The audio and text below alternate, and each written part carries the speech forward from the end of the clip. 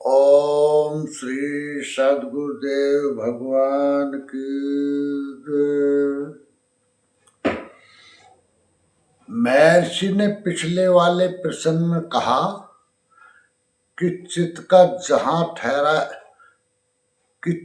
जहां ठहराया जाए उस लक्ष्य को धारण किए रहना धारणा है।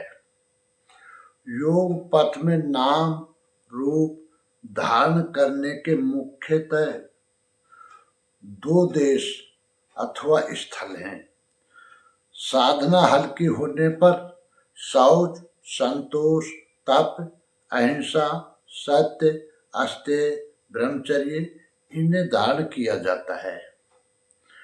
अवस्था उन्नत हो जाने पर केवल नाम अर्थात श्वास में सूरत लगाया जाता है। ये धारणाएं ध्यान में परिवर्तित हो जाता है। जहाँ चित्त को लगाया गया उसी में वृत्ति का एक तार चलना, क्रम न टूटना ध्यान कहलाता है।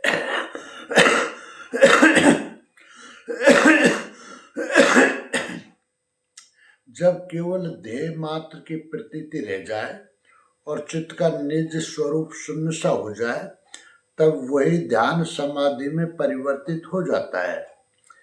एक देह में धारणा, ध्यान और समाधि का होना संयम है।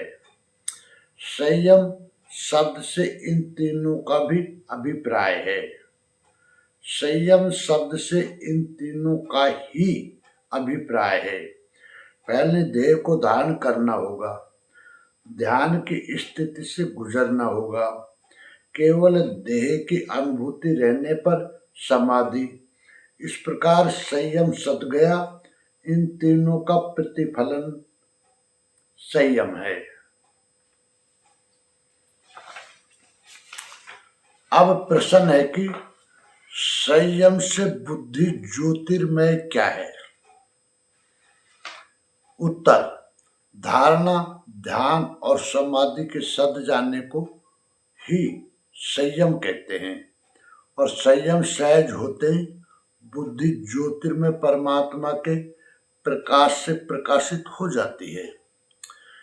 इसका प्रभाव बताते हुए महर्षि विभूतिपाद के सूत्र 5 में कहते हैं,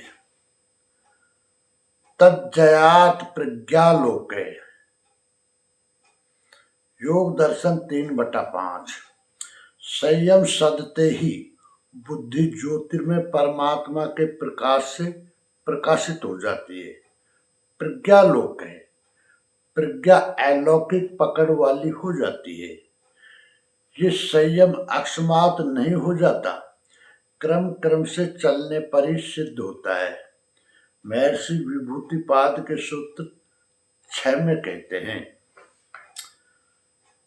तस्या भूमिषु विनियोगे। योग दर्शन 3/6। उस संयम को क्रम से भूमियों में लगाना चाहिए। धारणा भूमि है, ध्यान भूमि है, समाधि भूमि है। इस प्रकार क्रम क्रम से चलने पर संयम सद जाता है। इस संयम की विशेषता महर्षि विभूतिपाद के सूत्र 7 में बताते हैं, त्रिमंत्रंगम पूर्वेभ्य। योग दर्शन 3/7। पाद 2 में जो 5 साधन बताए गए, यम, नियम, आसन, प्राणायाम और प्रत्याहार, इनकी अपेक्षा धारणा, ध्यान और समाधि सूक्ष्म है, गहराई में है, अंतरंग साधना है। फिर भी महर्षि विभूतिपाद के सूत्र 8 में कहते हैं, तदपि बहिरंगम निर्बीजस्य। योग दर्शन 3/8। अंतरंग होने पर भी धारणा, ध्यान और समाधि के बीज तो विद्यमान ही हैं। अतः निर्बीज समाधि की तुलना में ये साधना बहिरंग ही है। बहिरंग का आशय प्रकृति की ओर गमन नहीं है, बल्कि ये समाधि की ऊपरी परत है। निर्बीज समाधि और गहराई में है, उस तुलना में बहिरंग है। महर्षि विभूतिपाद के सूत्र 9 में कहते हैं, व्युत्थान निरोध संस्कार यो रविभव प्रादुर्भावो निरोध क्षण चित्तान्वयो निरोध परिणाम है। योग दर्शन 3/9। व्युत्थान संस्कार अर्थात मन की चंचलता के अभिभाव अर्थात त्रोहित हो जाने, और निरोध के संस्कारों के प्रादुर्भाव अर्थात प्रकटीकरण के क्षण में चित्त का निरोध संस्कारों से ओत-प्रोत होना चित्त का निरोध परिणाम है। इससे लाभ महर्षि विभूतिपाद के सूत्र 10 में कहते हैं, तस्य प्रशांत बहिता संस्कारात्। योग दर्शन 3/10। इस निरोध संस्कार के बल से चित्त एकदम प्रशांत वाहित हो जाता है।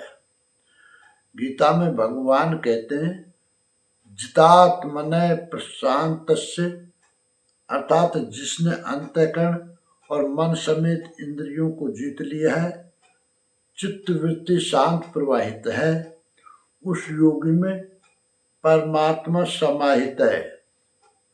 गीता 6/7। परमात्मा सदैव समाया हुआ रहता है।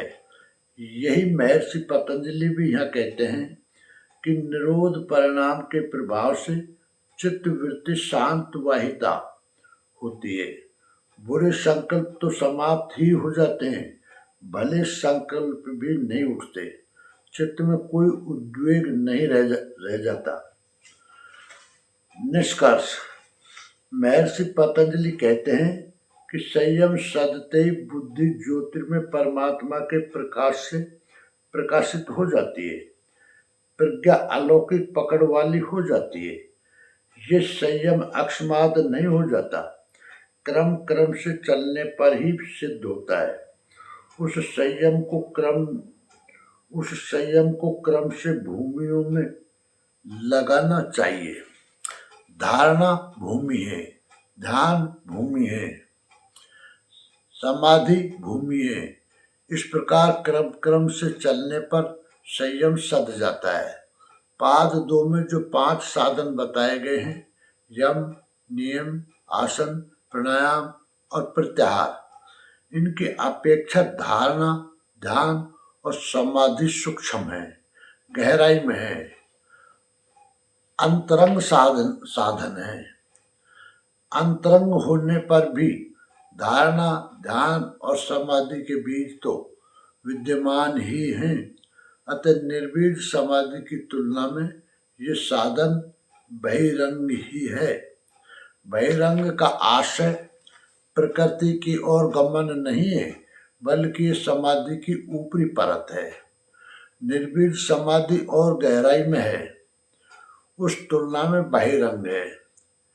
व्युत्थान संस्कार अर्थात मन की चंचलता के त्रोहित हो जाने और निरोध के संस्कारों के प्रकटीकरण के क्षण में चित्त का निरोध, संस्कारों से ओत-प्रोत होना चित्त का निरोध परिणाम है।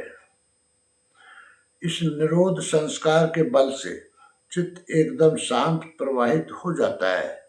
जिसने अंतःकरण और मन समेत इंद्रियों को जीत लिया है, चित्त वृत्ति शांत प्रवाहित है, उस योग में परमात्मा सदैव समाया हुआ रहता है।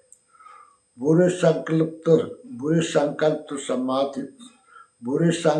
तो समाप्त ही हो जाते हैं, भले संकल्प भी नहीं उठते, चित्त में कोई उद्वेग नहीं रह जाता।